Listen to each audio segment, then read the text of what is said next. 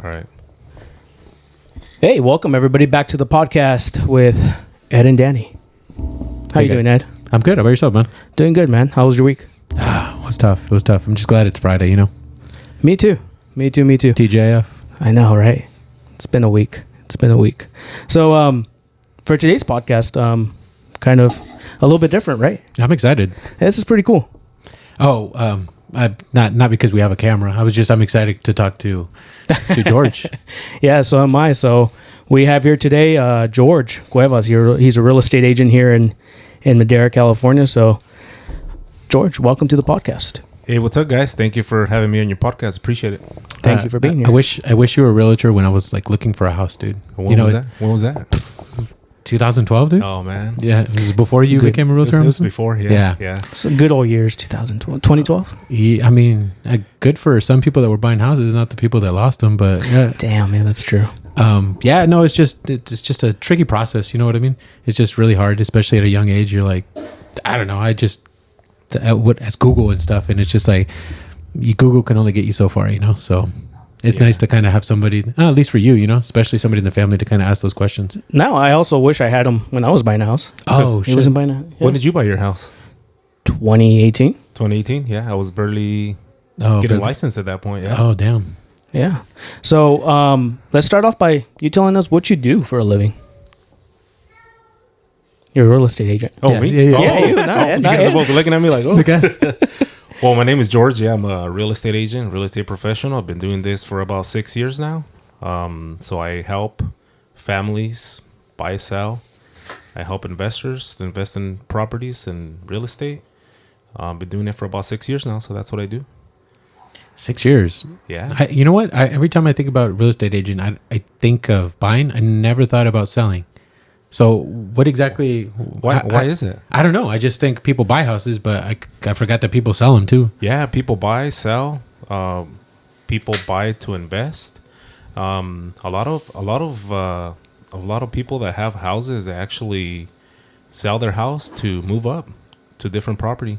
So they use their equity that they currently have to move up to the next property that where they want to live. That sounds scary. It's not, man. It's actually a very easy process. I've thought about it because I know I got like quite a bit of equity, but I'm just like, what if I? Well, especially if you purchase in 2012. Yeah. You do have some equity in there. Oh yeah, for sure. And the interest rate's pretty low, but then I just think about, I'm like, what if something, you know, just the roll of the dice. So you roll a 7, you're like, fuck, they take your money. You know what I mean? You just have to call me. Yeah. I guess it's just the people you know, right? So speaking of that, do you actually have a lot of clients that are scared? No, yeah, that's actually a very common thing that happens with clients. It's for most of them, it's the biggest purchase that they'll probably do in their lifetime. You know, purchasing right now, 300,000, 250,000, 400,000, 500,000. So, I mean, it gets a little intimidating when it comes down to purchasing at that price. But if you're partnered up with the right people to guide you through the process, then it's not. At the end of the day, I get this a lot where they tell me, "Oh, it's actually wasn't as hard as I thought it was going to be. It wasn't as stressful." And that's the whole purpose from when I come in, you know, try to alleviate that stress and make it a stress-free transaction for the person that's getting into the house. Okay. Yeah. So what are some of the things that you've kind of come across, or most common things that you come across when or questions that you get from like your clients that are like, hey, you know, what's the process? Or like, hey, I know nothing about buying a house, or it could be selling. Yeah. So the first thing I do is I sit down with them. I have a consultation. That's the very first thing that I do. That's before showing them properties. That's before going with the lender. That's before anything. So I sit down with them and do an actual one-on-one consultation with them and go over the process with them. So I show them what to expect through the escrow process, what to expect before the escrow process when they're in the process of purchasing, and really when it comes down to after they're in escrow, really just kind of guiding them through that process. Okay, so the question, let's take a step back. For a lot of people that don't know, what is escrow? I know, I kind of know what escrow is, but then I was told like, hey, your monthly payment went up because there wasn't enough something in extra escrow. And I'm just like, wait, what? Like, how am I still doing with that? Like, so escrow is the it's basically they're a neutral party, and what they do is they handle the transaction from start to finish. Once you go into contract, and there's title companies. So you heard of Chicago Title, Placer Title, Stewart Title. So there's different companies here in Madera and everywhere that handle this. And what they do is they're a neutral party between the buyer and the seller. And what they do essentially is they make sure that the process is 100% right, and that they provide you a title that's free and clear of any encumbrances or anything that has to do with the title. So when you receive the house and you become owner, then there's nothing that it's kind of like a car, no titles, no liens on the car. It's kind of the same thing, but just a little bit more complex. oh, okay. It makes kind of sense actually. Once you kind of change it to like it being a car, because you're right, you don't get any of that. The bank is dealing with all that, right? So it's the middleman, I guess you could say. Yeah, definitely. Okay, so more about the process. Okay, you go through all that. So how many times is it where, hey, you get a customer where they just send you a picture of the address, like, hey, we want to look at this? Do customers tend to kind of jump the gun where it's just like, hey, I want to see this house before seeing or doing any of that process? They are, yeah. There is clients that want to do that. They want to go see the house without prior meeting with me or meeting with the lender to get pre-approved, and they're jumping a step. Because when you want to go see the house and you're not ready, you're not pre-approved, you haven't met with me, you haven't you don't want to do that, because you're going to go see the house, you're going to not pre-approved. By the time that you get pre-approved, the house is probably going to be gone. So you really have to start with partnering up with a lender that's going to guide you through the lending process. That way you want to be ready. That way when the house comes up that you really like, you want to go see, you're ready, and you're ready to submit an offer. Because if you like it and you want to submit an offer, you can't do anything because you don't have pre-approval to back you up. That way you can be able to possibly go into contract. Oh, okay. Yep. So how if I do have lending, how quickly can I submit an offer, like right off the bat? Like, if we see that house today. If you're pre-approved, let's just say you're pre-approved for $350,000, just throwing out a number, and you see a house that's, say 325, and you have your pre-approval with you, you go see the house, we see it, you like it, submit an offer that same day, and just wait for it to get accepted. Not all the time does it get accepted, but we try to put our best foot forward. That way it does get accepted. Well, what are some of the reasons that it won't get accepted? If due to it being a seller's market still, there is going to be possibly some competition. So if there's competition, and let's just say, you submit your offer and there's 3 other offers, the seller's probably gonna choose the best offer that's gonna be best for them. And not always is it the price.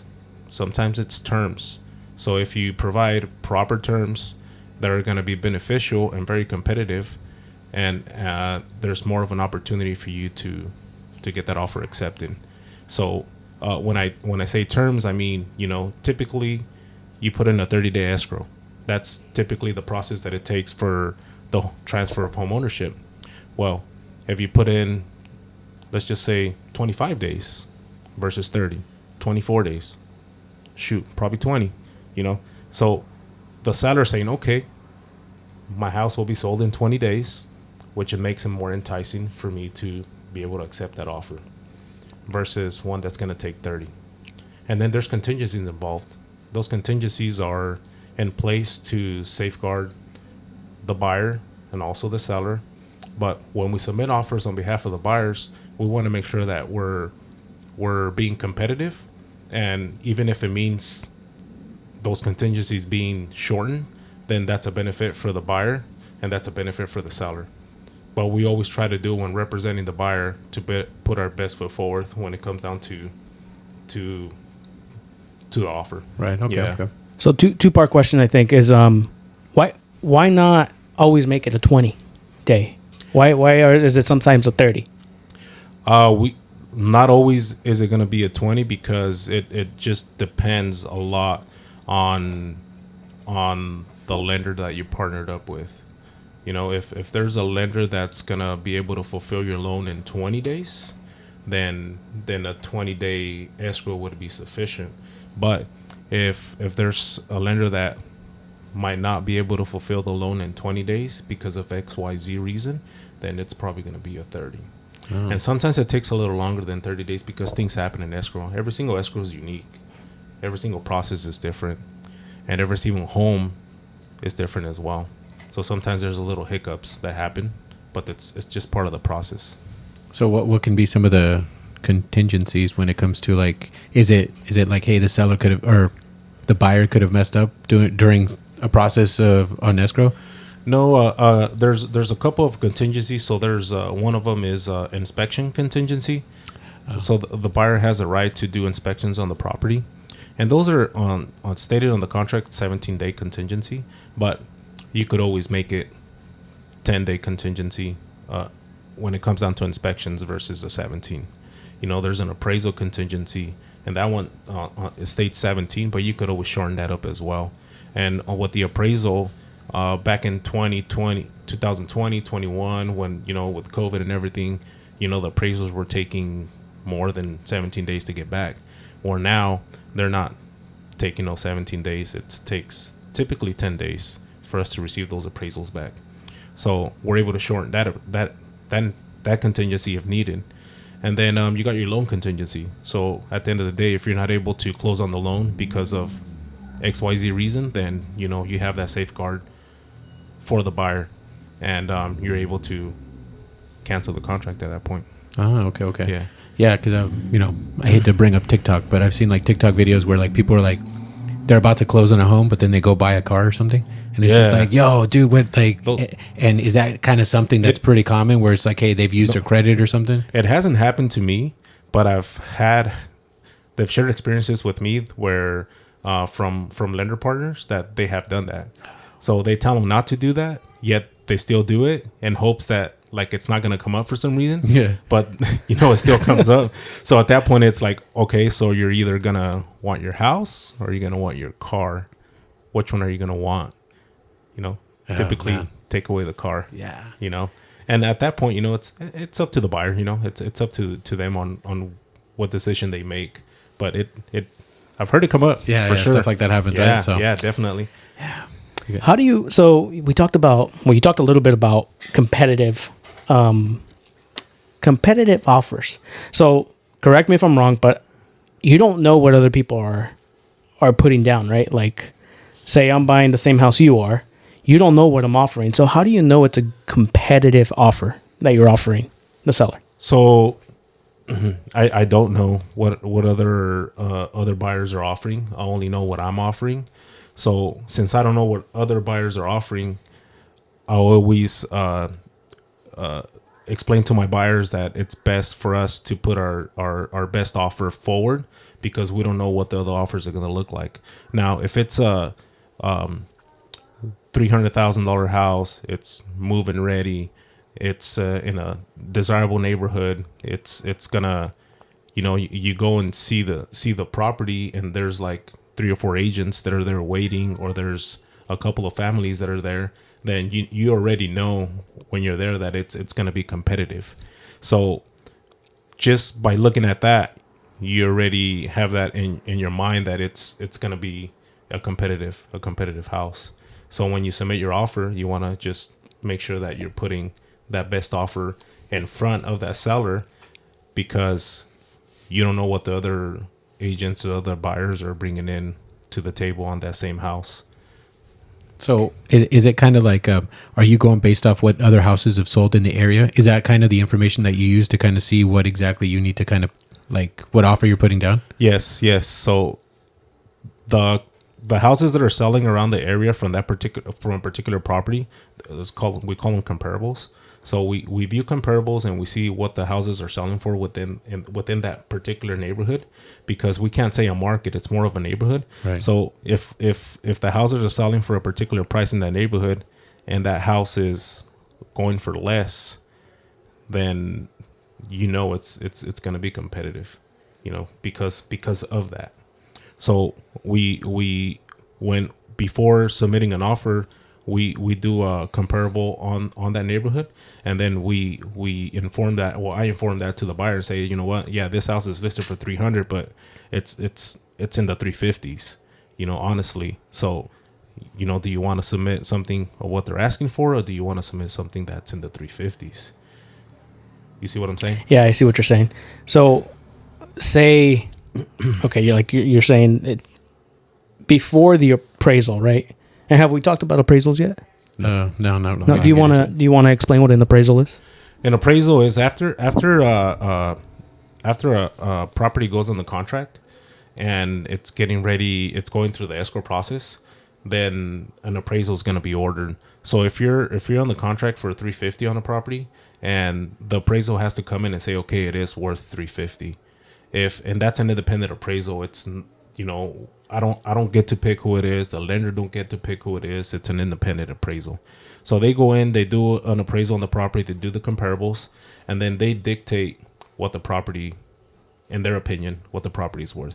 So if it's worth 350, so then the process keeps moving along. There is times when it's worth less. There is times that it's worth more. So when it's worth less, so then we have to renegotiate that price, because the bank is not going to lend you the money if it's not worth 350. So they'll only lend you if it's 340. Let's just say, put in a number 340, then we have to come up with an agreement with the seller. Not always does the seller have to say yes, but that's why there's a negotiation that happens, and the buyer does not have to purchase it either if the seller does not want to budge on the price. So if they, for whatever reason, say, hey, they found, hey, the roof needs to be replaced, right? So that goes into the contract. Obviously, it brings the price of the home down. If the seller's still like, no, I know my house is worth 350, he doesn't budge, you can walk away from the contract, hey, like scot free, like, hey, I don't have to do anything. So if the appraisal says, what, the roof needs to be replaced, then we have to submit that to the seller as a request. And if the seller says, no, I'm not going to replace it, and the buyer says, okay, I'm not going to take it without it being replaced, then yeah, you walk away and you get your deposit back if everything's in line, and go look for another house. Oh, okay. Mm-hmm. I thought since contracts were signed, everything's gone through the bank, I thought there was kind of some type of you're liable for something. No, because that's why there's like the inspection contingency. That's what you have that time to do all those investigations, and then you have your appraisal, which is the same thing, and that's a contingent. That's an appraisal contingency at that point. So then it's called out by the appraisal, so it needs to be fixed. If not, the loan is not going to go through because of that. All right. Mm-hmm. But yeah, go ahead. It often happens where if a roof needs to be replaced and it comes out on a roof inspection, then it happens where they do get negotiated and they do re-roof houses. I've done it several times. Oh, wow. It happens quite often, actually. So we've talked about putting in an offer, talked a little bit about the middle, and then we're talking about the appraisal. What comes after the appraisal? What comes after that? What's the next process if I'm buying a house? After the appraisal, it's basically we always wait for the appraisal to be done. That's like the moment that everybody waits for, because that's going to really determine, well, a lot of factors determine, but the appraisal determines whether it's at value. And if it's at value, that way that loan can move forward. After the appraisal is done and everything's good, then it goes to underwriting and in the lending process. That way they can finalize the loan. Okay. Mm-hmm. I'm going to ask a question that just kind of came to my head. Mm-hmm. But when I was buying a house, I think somebody might have died in the house. Are you legally obligated to tell somebody if somebody died in the house if they're purchasing a home? So if somebody died in the house, yes. No way. Within a certain amount of time. Okay. Okay. So if somebody died in the house 10 years ago, yeah, you don't have to say shit. So 10 years is a number? No. It's 3 years in the past 3 years that you're aware of. That's it. Yeah, I believe so. Yeah. Damn, dude. Yeah. Oh wow. So when we list a property and somebody has passed away in the property, it needs to be disclosed to the buyer when the buyer is going through the process. How often does that come up? It happens, not it happens. I mean, not super often, but it does happen. It's something that happens, and then part of that is it has to be disclosed within that time frame. Oh, okay, good to know. Because there's disclosures too that need to be transferred over to the buyer from the seller once you go into contract, and those disclosures are whatever the seller knows about the property. There's property questionnaires. There's transfer disclosures. There's several disclosures that go into it. Yeah, and that's where they disclose whether somebody has deceased in the house. Yeah, because I was house shopping. We've done the approval process and everything, and we're looking for houses. And if it wasn't for the neighbor telling us, I was like, "Yo, dude!" Like we felt something was weird in the house. It was a 2-story house. It had a nice little nursery. I was like, "Oh yeah, this is a cool house to kind of start a family." Cool. We started talking to the neighbor. I'm like, "Yo, what?" Like they didn't tell us that, and it was a short sale, so they were trying to get rid of I'm assuming a short sale means, hey, they're trying to do it as fast as they can, right? No. Short sale is the opposite. It's preventing foreclosure. Oh, yeah. So the bank allows them to sell the property. Okay, so is what like I guess what I was asking, is it the same process? You still have to get approved? You still have to go through that, or for you to purchase it? Yes, you still have to get approved. You still have to go through the whole process to purchase that house. Oh, so at the end of the day, short sale is just like, hey, you're trying to sell this house before it goes under. Before it goes under. Yeah. Okay. Yeah, and sometimes you could get it at a discounted price, just depending on the situation. Yeah, of that short sale. Yeah. Sometimes there's you could get it at a discount. Yeah, sometimes, not always, but it was a discount, bro. Yeah. It was cheaper than this house, dude. But I was just like, there's no way I'm fucking buying a house. Oh wow! And then my dad, he's like, no me agarra, no seas pendejo. And I was just like, I'm like, nah. I was like, I'm good. To his point, I had a similar situation when I was house hunting in Fresno. I had a vibe for one of the houses. So, do you have a vibe for houses? Like, if you go show a house, do you get a vibe? I don't. My wife does. I don't. I don't get a vibe from them. And it doesn't bother me at all, to be honest with you. No. And there's people that really doesn't bother them. There is people buyers that really doesn't bother them at all. There's some that does though. But you're just selling the house, you're just the real estate agent.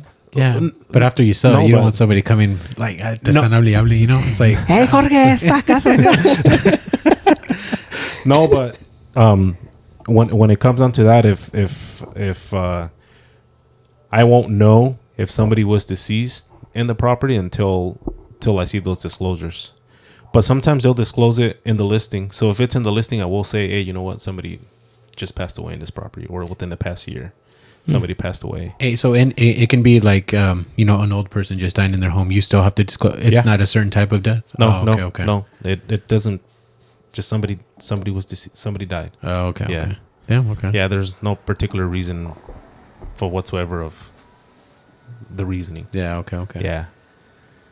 Ah, damn. Yeah, I was just noticing that. Yeah, Netflix is going down because of the fights, guys. Yeah. Overstream. We talked about. I think I want to talk about the offer again, and a good offer. But what else can make an enticing offer for the buyer? Cash, boy.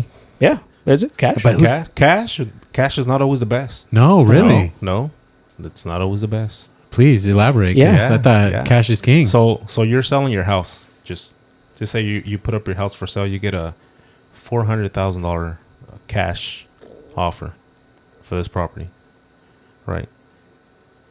So typically, those are the highest canceled offers. Oh, yes. Whoa, why is that? It's a cash offer. It might be an investor that's wanting to purchase it. Oh.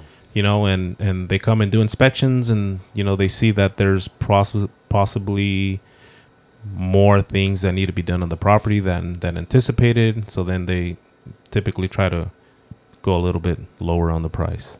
Oh. And that happens quite often. And not only that, but you get if it's a 30-day escrow, you get an FHA buyer. I'm just FHA or conventional buyer that want to purchase the house.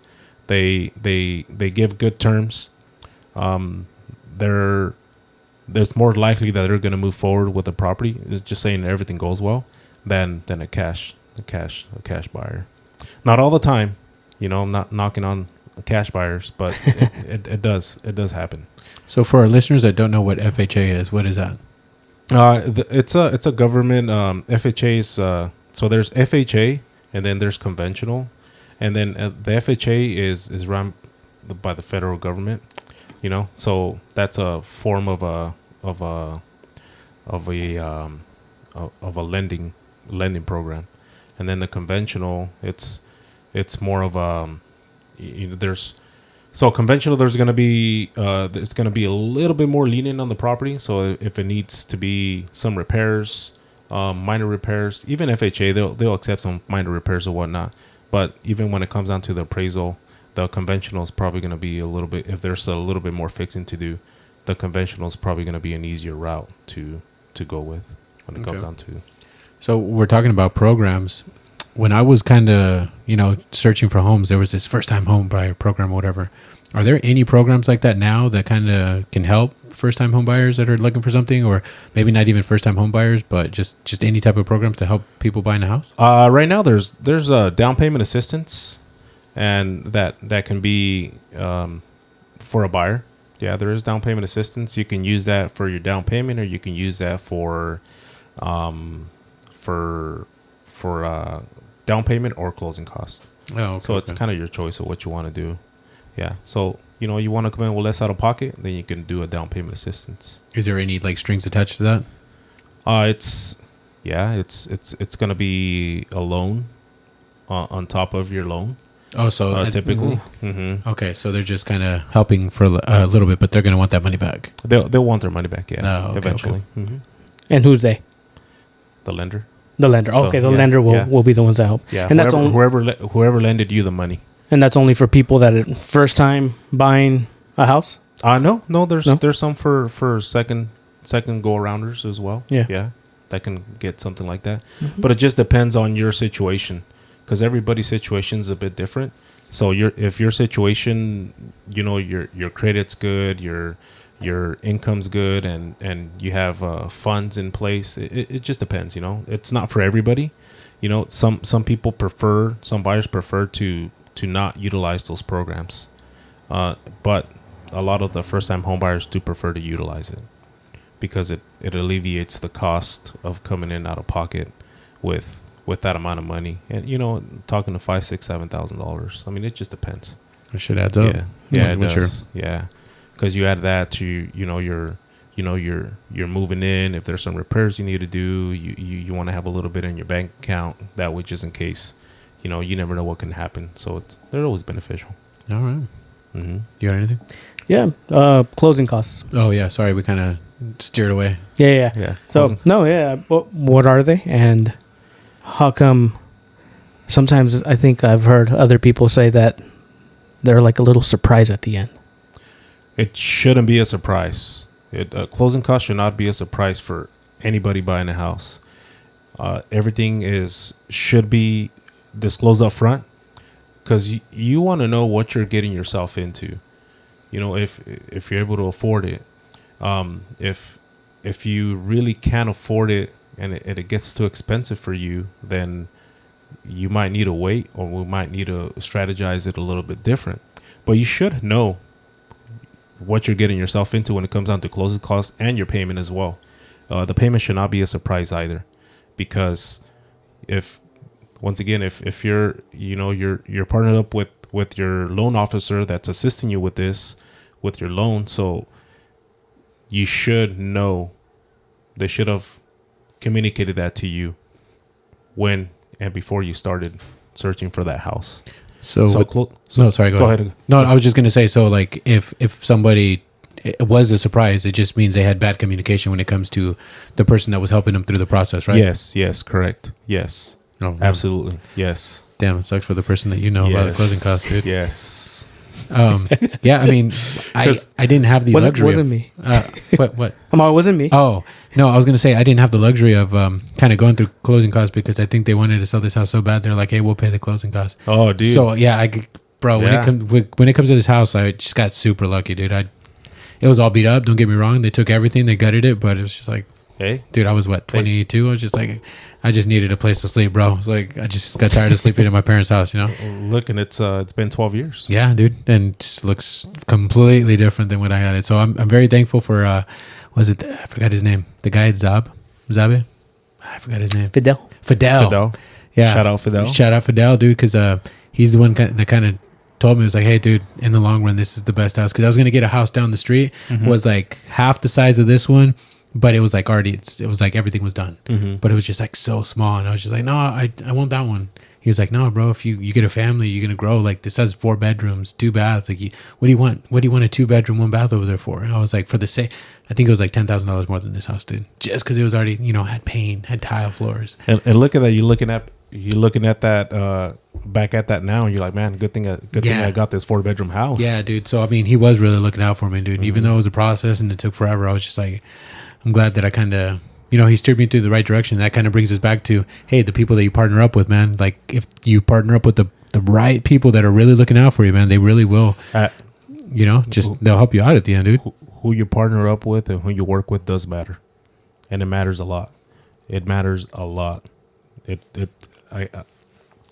does. And going back to your question on closing costs, and you asked me like what is closing costs, and I don't think I answered that very well. So closing costs is, so you go into escrow, you have your down payment. So if you're coming in with a down payment, that's typically 3% or 3.5%, just depending on your situation. If you're a first time home buyer, you're a second move up buyer, and you're keeping your house, so 3.5-5%. But so you tack in that on top of your closing costs, which is your escrow fees, your insurance, taxes, and then lender fees. So that all sums up to the overall closing cost.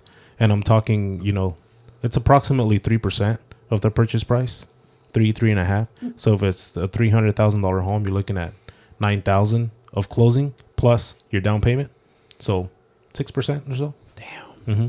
That's a lot. That's a lot more than 2012. 2018. Yeah. No, but I'm just saying for people to even kind of have that money, you know what I mean? So I guess that's where those programs come into play or whatever, Cause well, there's other things that you can do. There's other ways to combat that, I guess. And I would say is, sometimes when we submit offers, we submit them with getting credit from the seller and a credit back to the buyer, say $2,500, $5,000, $7,000. $8,000, $10,000, it just depends on what the buyer needs. But if you think about, you come in with $5,000 or $10,000 less out of pocket at closing, that's a significant amount of help, just like that. Now, not every seller, not every owner is gonna accept that.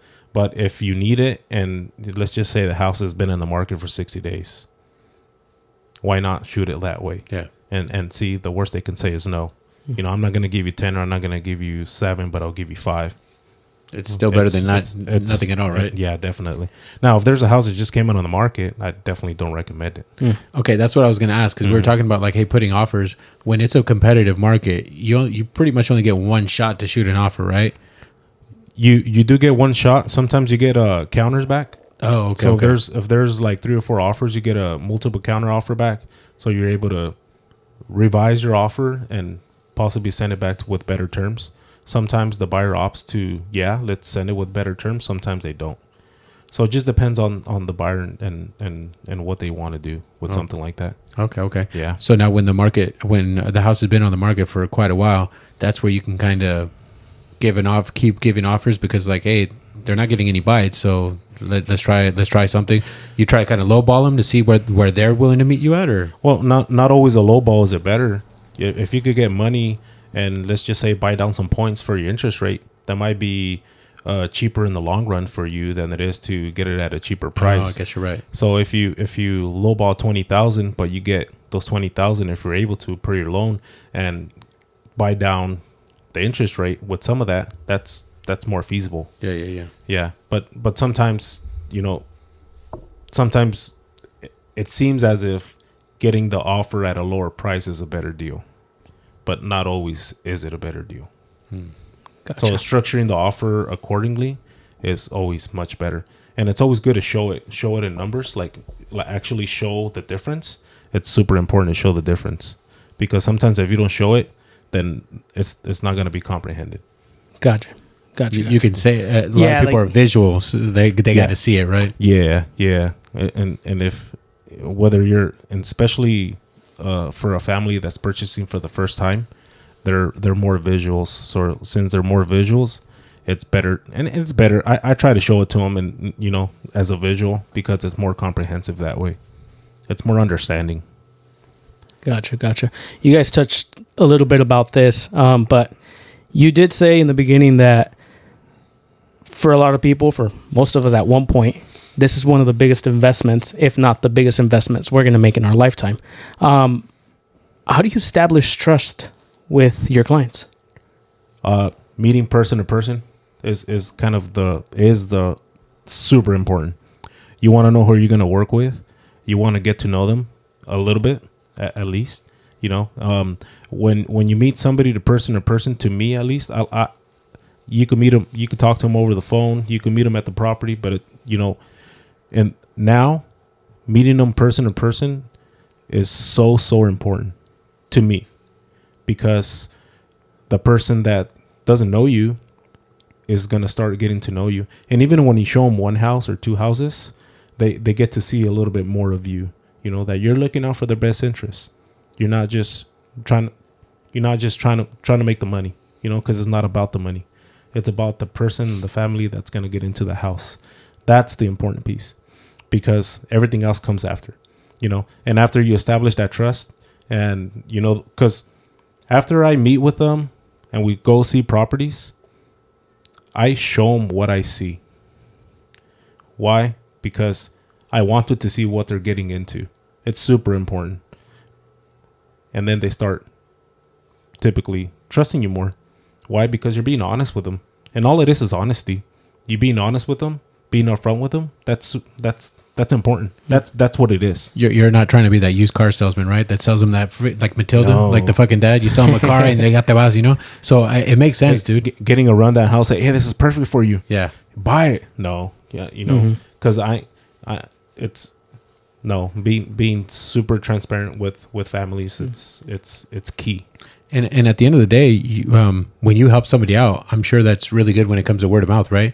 They'll refer you, and I'm sure that's how you get. I'm assuming some of your clients, right? Yeah, like you help sell somebody's house, like, oh, hey, you went through my sister or whatever, because that's how I found Fidel. You know what I mean? Mm-hmm. I would have never found Fidel if it wasn't for my cousin. It was like, oh, hey, I went through this person. They really made it really easy, really simple, and I was just like, hey, let me give it a shot. What's the worst that can happen? You know what I mean? So it's like, hey, if you're treating your customers that way, I'm sure that goes a long way. It does. Yeah, it does. They'll refer you to their families, refer you to their friends, and and it becomes a little chain. When it comes back to you. But it's not gonna come back to you if you didn't do them right. Yeah. Yeah. You always gotta be honest with what's going on and be transparent. Super important. So the customers that you kind of deal with, are they like renters trying to get like trying to buy their first house?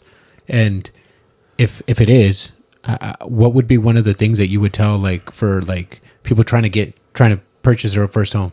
Because like right now, rent is probably more expensive than a mortgage payment is. So like, what exactly do they need to come up with to kind of be able to purchase that first home? So I this year a family comes to mind. They rented all their life, over 20 years in the same apartment. Damn. Ooh. Over 20 years in the same apartment. Yeah. So they rented all their life. It was referred to me last year, that particular family.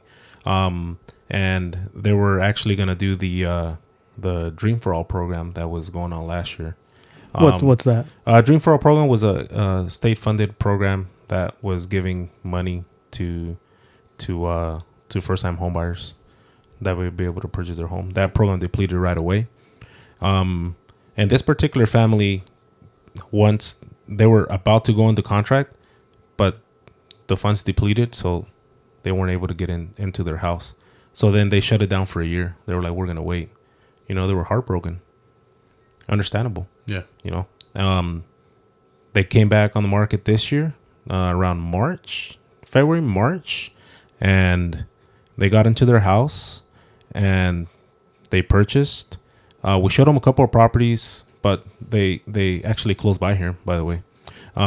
They got into their house, but it was one of those very emotional feelings for them, and very emotional feeling for me as well, because they were so grateful, they were so happy, they were filled with gratitude, because it was two brothers, a sister and a brother, and they bought the house for their parents. Well, they're all going to live together, of course, but they never had their own house. They were able to purchase that house, and from renting to purchasing to finding that house that was gonna suit them, it was a pretty cool deal. It was really, really good.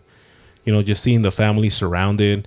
They even, when you see a family kind of hug each other's in a circle, and honestly start like getting emotional. That's the power of real estate. That's the power of purchasing your house. Yeah, because at the end of the day, buying a house is what the American dream, right? It's that's what comes to mind to me, and for them to kind of be able to do that, and then not only that, you were able to help with that. You know what I mean? So I mean, I guess I would feel a certain type of way if I helped with that. You know what I mean? So that's awesome, dude. Yeah, those are.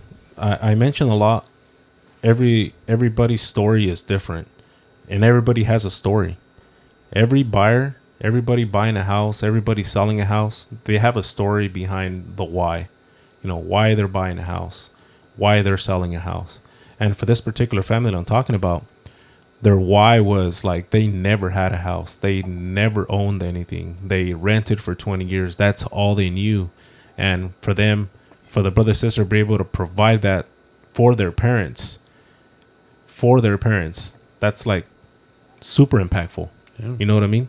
And that impacts me too, that I'm talking about it, because it reminds me of what I'm doing and the real reasons why I'm doing it.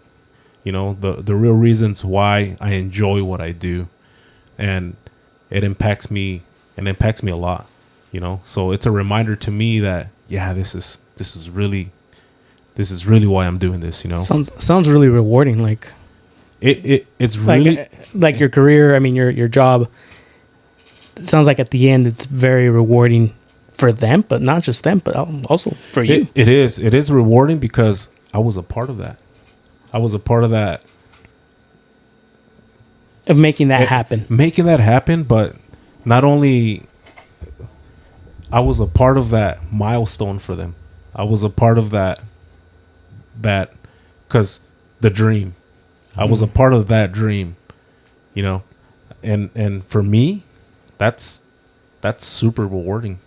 I wish I had a fan to blow in your face right now, bro, because it's like the Rosa de Guadalupe moment and shit. You know what I mean? Because, dude, it's kind of crazy, dude. But you were a part of that. You know what I mean? Yeah. No. Yeah. And it happens.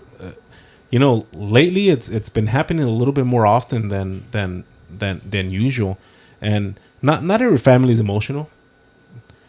They're happy. But some families are, the grind that they've gone through, the hustle that they've gone through, the obstacles that they've gone through, and to be able to be there, fulfill what they wanted to fulfill, and be a part of it, man, that's priceless. Yeah. It's very, very priceless. Even like you said a year ago, that it was taken away, mm-hmm. and all the emotion that goes through it, and then a year later where they're at. That's crazy. It really is. Yeah. And it's rewarding. Yeah. It's rewarding. Just being there. It's very rewarding. And I'm talking about like the emotion of being there. I don't think a lot of people can say that about their job. You know what I mean? It's just like a lot of people, they do it for a check. They do it for, because they have to. They got to make ends meet. But you found something that works for you, and it's still pretty. It's rewarding. Not a lot of people don't get to say that. You know what I mean? So it's kind of cool, man. It really is. So kind of touching on so somebody that's a renter. Like I was saying earlier, it's $1,900, sometimes more than the mortgages. How much do people got to come up with? Like what's a round number a number that you think that they'd have to save up before they come talk to you? 6% of whatever they're looking for. But it just depends. If they want to purchase, if they're because everybody's financial situation is a little bit different. So if they're looking at, you know, if they're earning, I don't know, 60,000 a year, and they're able to purchase 275, you know, they would still require 6% at least. 6% of that. 6% so of it's 6% 275. of what they're getting approved for, not necessarily the houses that they're looking at. Right? No, because you know what they come out of pocket is going to be determined by what they're purchasing. It's not going to be determined by. There's no determination before that. Okay. So it really determines like having a little bit, having some money saved up, and then after having that money saved up, going with the lender, and then getting them pre-approved. Once they're pre-approved, they're gonna know how much money they're gonna need out of pocket. They should know. Okay. If you're partnered with the right lender, you should know how much you're gonna come out of pocket. If you don't know, if they don't tell you, then you're probably not partnered up with the right lender. Okay. So if for whatever reason, if they're starting like, hey, I want to buy a house, the first thing they should do is just go to a lender. Whether they have the money or not, they can just get an idea of exactly what they're pre-approved for. So that's what they need to save up for? Not necessarily. Sometimes it's good to meet up with their preferred realtor. After they meet up with the realtor, then they can go with the preferred lender. Or if they want to go with the preferred lender, they could do that as well. It doesn't necessarily have to be the lender that they go with first. Because after, let's just say they meet up with me, I'm going to refer them to a lender. That way they can get them pre-approved and get them ready for that buying that house. So they can go either way. It doesn't necessarily, you know, you're not skipping a step by going one way or another. But if you go either way, it's you're already on the right track. Oh, okay. Yep.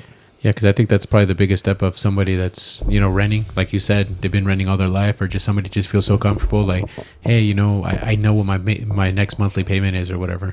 But it's just for somebody to be able to kind of save up that 6% of whatever they need to, you know. It just sounds like a lot, you know, especially with times we're in now. Yeah, but not always is it going to be 6%. It's going to be really determined on their financial situation.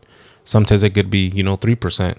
Sometimes it could be 4%. It really just depends. So I really don't want to say it's strictly 6% because then it's going to be like, oh my gosh, 500,000, right? 6%. That's a lot. Yeah, that's a lot of money, you know. So it just depends on your situation, because 6% is not always going to be like the thing. Ideal, right? You know? Okay, Yeah. so now what do you prefer when people do it together, like as in a couple, or sometimes you're like, hey, you know what, she's got horrible credit, let's just try with the husband first just to see how much he gets approved for, or what are the situations that you kind of seen that kind of work out for? For that, it's going to depend on their particular situation as well. For me, whatever works for them is going to work okay with me. But if it works for them where they have to do it as a husband and wife, or as two, or sometimes even three borrowers, then that's okay. You know, it really doesn't affect me at all from getting them into a house. You know, but you know, maybe one of them could do it by themselves versus two. It just depends on their finances. Okay. So when I mean finances, I mean their income, their credit score. So it's really hard to pinpoint, like, you know, is it easier one or two? It really isn't going to be easier one way or another, or harder one way or another. It's just going to be determined on their situation, because some family could, you know, just the sole provider could just be one person, and they could do it on themselves.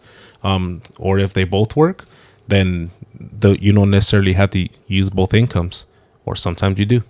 So it really just depends. But if they have both incomes, but one has like crappy credit, it's probably better to just stick to the person that's got good credit, right? And just lose the income the other person's bringing in, or not necessarily? Not necessarily, but if you lose the income from the other one, then you might not be able to approve for what you want, a lower. And touching on that, it's always important for families to stick within their budget of something they feel comfortable with paying.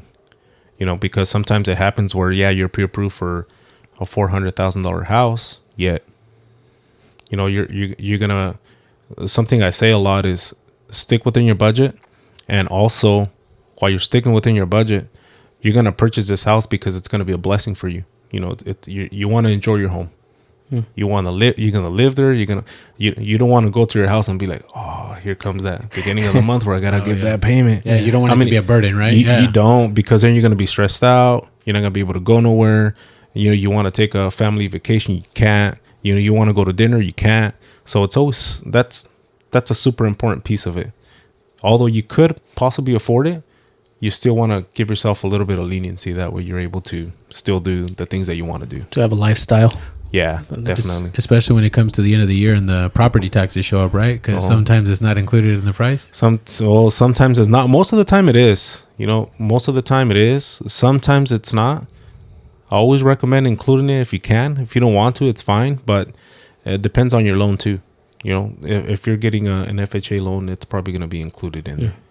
If you're getting a conventional, then it depends on the loan as well.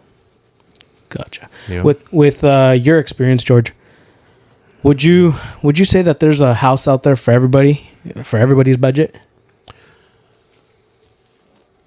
Yes and no. Yes and no. Yes and no. Yes and no. They're if you're trying to get something in let's just say 200 in Madera, there isn't probably something right now for 200 in Madera, and there hasn't been for a while.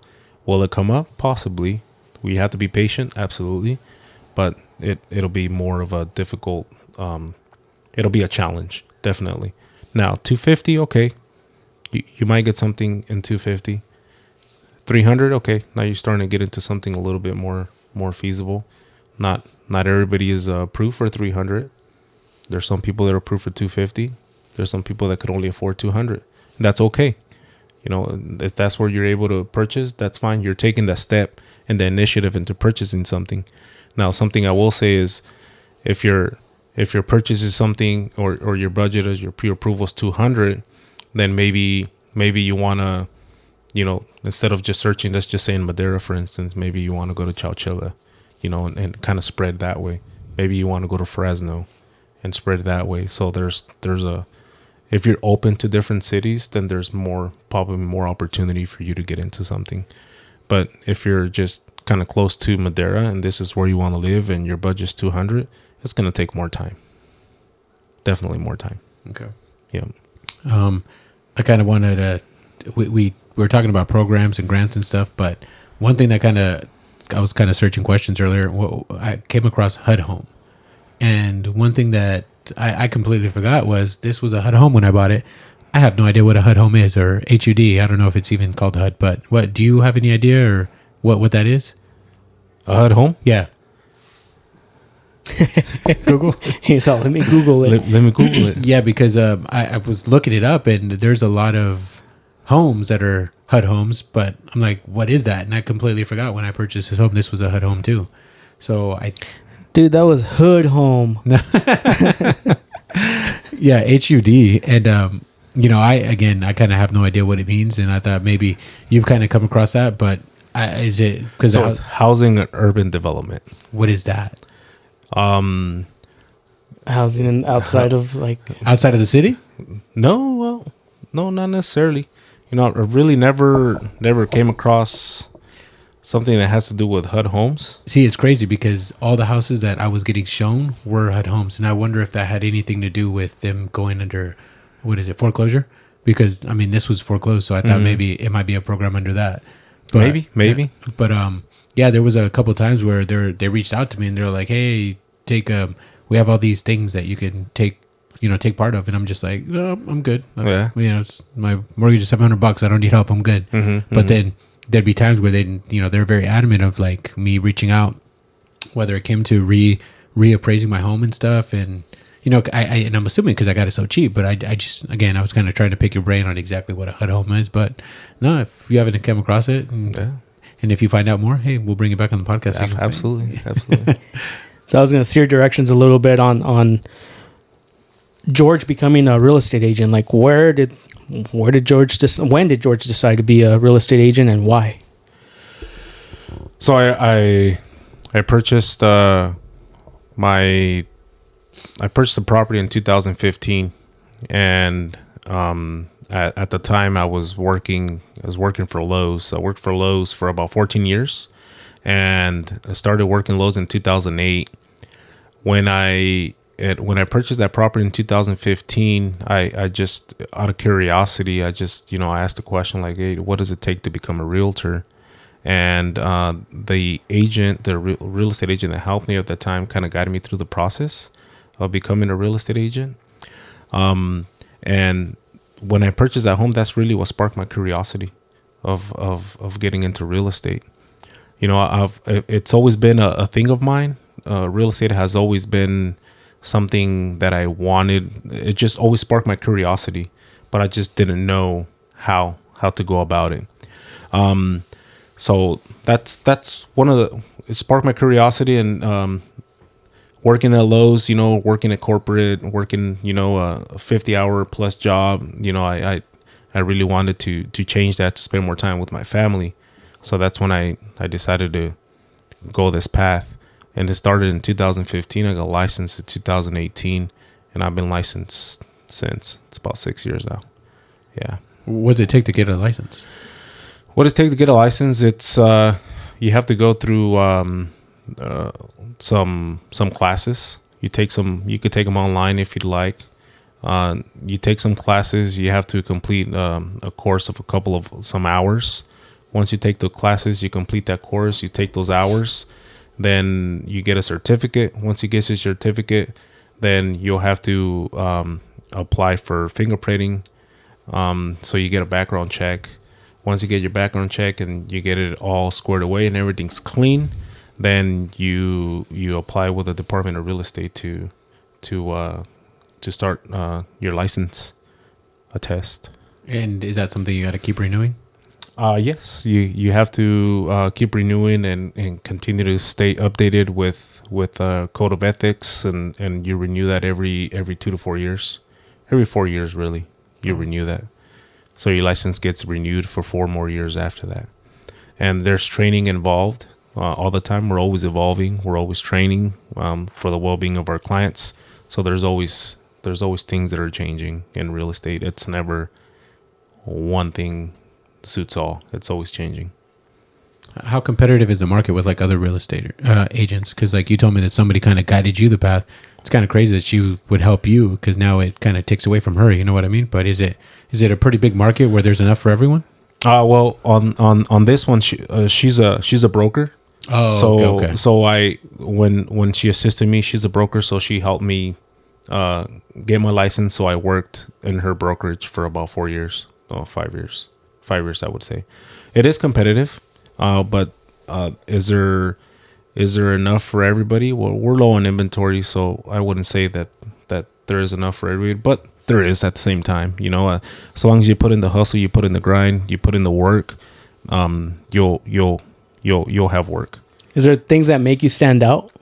Like you said, it's competitive right now because there's a low market. What makes you stand out? Why would I choose you over the hundreds of other ones that are out there? What makes you stand out? When you mentioned earlier about word of mouth and being honest and being very upfront with people, that's one of the things that really make you stand out. Being honest, being upfront with people, telling them the things that sometimes they don't want to hear, but you still tell them anyways. So that sets you apart. Sets you apart from the competition. Being genuine, being honest. I mean, I keep on saying those words because that's really the truth. It's really what sets you apart. And always taking everybody serious. If somebody comes up to me, whether there's 250 to 500,000, I'm gonna treat them the same. It's not gonna make a difference. Whether they're buying $1 million house or a $250,000 house, it's gonna be the same process. They're gonna be treated the same, because everybody, like I said, everybody has the grind and everybody has what they want to do. And for me, it doesn't change. It's the same thing. You know what I mean? Yeah. You want to close this out, Danny? Yeah, think so. I think it was awesome. I think you enclosed a lot of what you do, and I think, educated us a lot on real estate and what it takes. To not just us, but our listeners too, because I'm pretty sure there's a couple out there that have always thought about like, hey, what do I need to do to buy a home? You know what I mean? Or hey, where do I start? Because I mean, I had no idea where to start. I asked my mom, and my mom was like, hey, ask your cousin. She just bought a house, and that's literally how I where word of mouth kind of comes into play. So I think this is definitely very informative for anybody that's kind of in the market. Or just kind of wants insight on maybe down the road, 2 years from now, when maybe it calms down. Yeah. Actually, that's a question. Like, what do you see? Do you see it trending up? Do you see it trending down? Like, what do you see for the near future? I do see it trending up, not drastically, but I do see it trending up anywhere from 3 to 5% over this next year. It's been trending up after the pandemic. It's been trending up 3 to 5%, and I think it's going to continue to gradually go. And next year, I anticipate it to be the same. Now, will interest rates fall? We'll wait to see. We don't know, what the future is gonna hold as far as interest rate goes. But right now, we're kind of in a pretty steady market. It's not crazy like 2000. Through the pandemic, it was crazy then. When you have like 20 offers on a property that came out, especially here in town or anywhere. To be honest with you. And you were going above asking price, and it was just a different market. But I do anticipate next year continue to go as it is now, and if rates give in a little bit, then it's gonna bring more buyers into the market. But just keep in mind, when more buyers come into the market, it makes it more competitive. When it makes it more competitive, then prices start being more competitive, and when prices are more competitive, then you start paying more for the properties. Yeah. So gotcha. I was just gonna say, we need these old people in retirement homes, and we need them to sell their homes, dude. I keep servicing all these old people, dude, and they're just chilling on the properties, nobody living on it, and I'm just like, yo, this is why like we can't find homes and stuff. It's just all these old people are sitting on the properties, man. So I'll give it up. Yeah. No, dude. we've been on this and I'll make it short. We've been on this trend of not having enough properties come on the market. We don't have enough inventory. So since we don't have enough inventory, that's what's been making it so competitive and still be a seller's market. It's not a seller's market as much as it was in the past. In the past, during the pandemic, but it's kind of leveled off a little bit, but not much. It's still pretty enticing to sell your home, though, right? It definitely is. Yeah, it definitely is. If you price it right, you listen to the advice, put on the market, then it is enticing to sell your house, definitely. So in closing, what advice would you give someone that's thinking of becoming a real estate agent? Contact me. I can help you and walk you through the process. And if that's what you want to do, man, do it. Just do it. It's not easy. A lot of people think that getting into real estate is simple, that people are going to be lined up for you to help them out. And it's not that way. It's work. It's a hustle. It's a grind. But if you're willing to put in the work, you'll get rewarded. But if you're not willing to put in the work, when I mean work is, there are long days that are involved in it. But if you're not willing to do that, then this is probably not for you. But if you're willing to put in the work, grind it, put in those long hours, knock on doors, touch people, talk to people, then this is for you. This is definitely for you. And yeah, that's really what it is. Cool. You want to share your social media account? Yeah, it's Jorge Cuevas Realtor. That's my Instagram. So if anybody wants to follow me, that's where you can find me. All right, cool. Appreciate you guys. Thank you for having me on. All right, everyone. Jorge Cuevas. Cool. Thank you for being here. Yeah, thank you, man. We really do. Before we close it out, Christian, thank you for being here. So what do we have here? Like, so the listeners can't really see. So Ed, can you describe it? There's a guy with the red shirt. He's got long hair. He's got a nose piercing. But yeah, he's the videographer, I'm assuming. He's got a really nice setup, really nice camera. But yeah, he's you want to talk on the camera, or you want to talk on the mic? Just introduce yourself. Yeah. Hey, you can shout yourself out too if you got a business or something, dude. But yeah, real quick, let's shout him out. You want to tell everybody exactly what you're doing? They'll probably see a little bit of this later. Yeah. So I'm filming the podcast, and I filmed the whole episode. So I'm gonna create a couple reels for Jorge here. But as well, since I filmed the whole episode, I can just shoot it you guys' way, and maybe you guys could post it on YouTube. Awesome. There you go. Awesome, And, man. Yeah, so my name is Christian. I do real estate media my name is Christian. I do real estate media for realtors, but also for entrepreneurs. We also help people with their personal branding, grow their personal brand, maybe even like grow the podcast, grow your social media account. And you can find us at househub.media on Instagram and TikTok. All right, Cool, man. Thank you for being here. Hopefully one day you want to sit down here and do the podcast together. Oh, well, and exactly what you do, man. Yeah. That'd be amazing. That'd be awesome. Dope. Help me in. All right, Thank man. you. Christian, thank you. Everybody, thank you for listening to the podcast. We really appreciate it. Again, socials are all the same. Please, you guys got any questions or anything on wanting to be on the podcast, please feel free to reach out. Share the podcast if you're listening. Send photos, tag us on there, and we will repost them. Yeah. Oh, and for everyone that's listening to from Marissa's podcast, I'm kind of curious on who won those cookies. I have it right here. Oh, dude. Yeah. Oh, let's give him a quick shout out. Quick shout out. Okay, let's just pull it up real quick. Yeah, Marissa. By the way, those cookies were delicious. Amazing.